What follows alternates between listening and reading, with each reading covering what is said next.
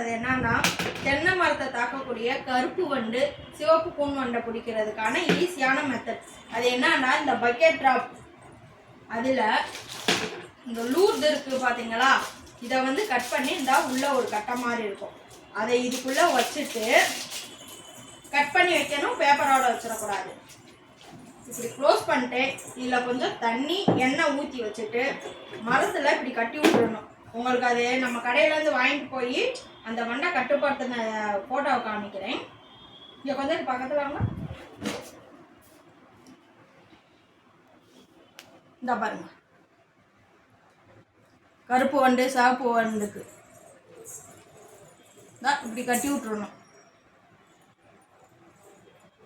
பெரிய மரமாக இருந்தால் மரத்தில் கட்டி விட்டுலாம். ஏக்கருக்கு 1 வச்சிங்கன்னா இந்த கருப்பு வண்டு சிவப்பு வண்டை ஈஸியான முறையில் கட்டுப்படுத்திடலாம். நம்மகிட்ட இயற்கை இடுபொருள் அனைத்தும் இங்கே இருக்குன்றது. நம்ம நம்பரை காமிக்கணும்.